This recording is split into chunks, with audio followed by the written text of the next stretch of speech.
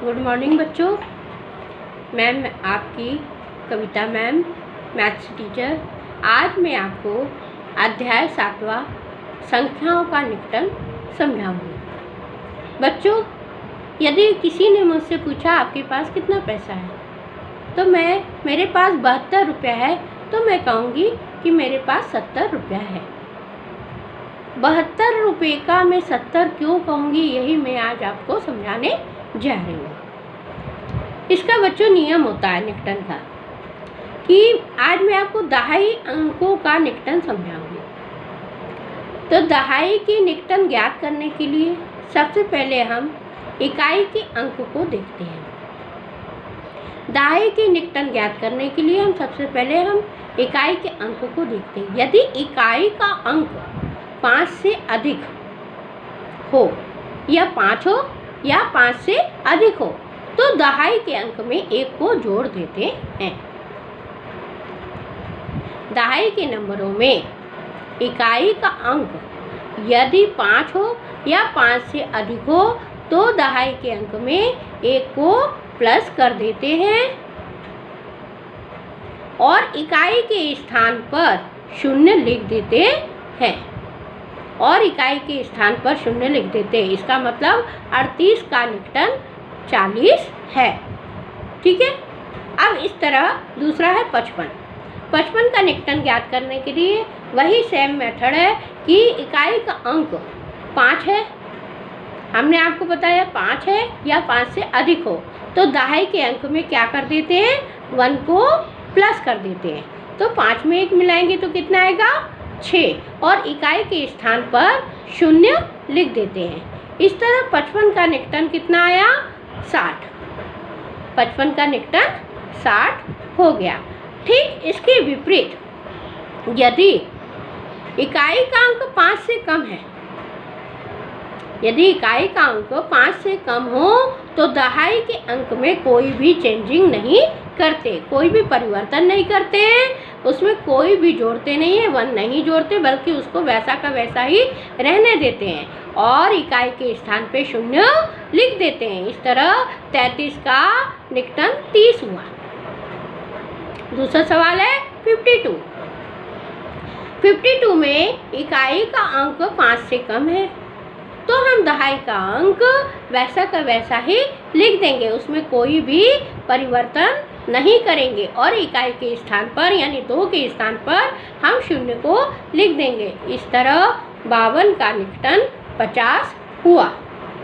Okay,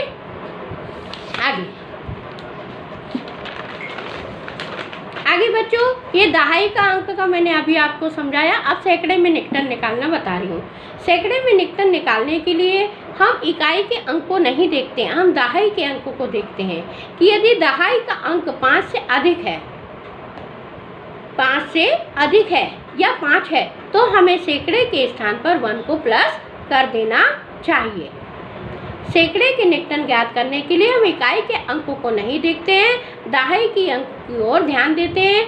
यदि दहाई का अंक 5 से अधिक है या 5 है, तो सैकड़े के स्थान पर 1 को प्लस कर देते हैं। तो 3 में 1 जोड़ेंगे तो कितना आएगा, 4, और दहाई के स्थान पर यानी 8 के स्थान पर हम 0 लिख देते हैं और इकाई के स्थान पर यानी 5 के स्थान पर भी 0 को लिख देते हैं। इसका मतलब 385 का निकटन 400 हुआ।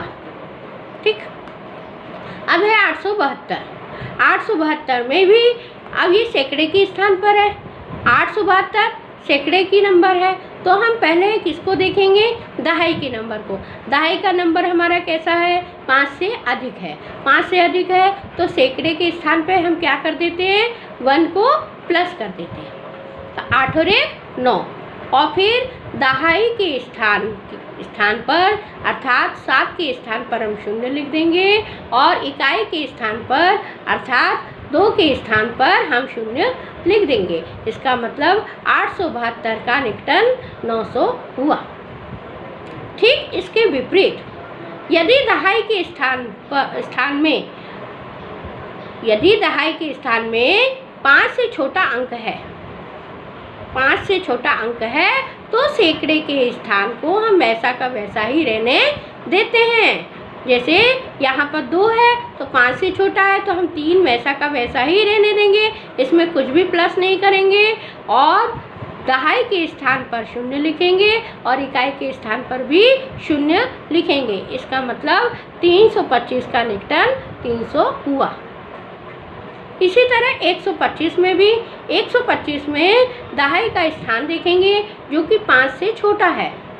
5 से छोटा है तो सैकड़े के स्थान में कोई परिवर्तन नहीं होगा, बल्कि सैकड़े के स्थान को हम वैसा का वैसा ही लिख देंगे और दहाई के स्थान पे 0 लिख देंगे और इकाई के स्थान पर भी 0 लिख देंगे। इसका मतलब 125 का निकटन 100 हुआ, यानी कि 100 हुआ।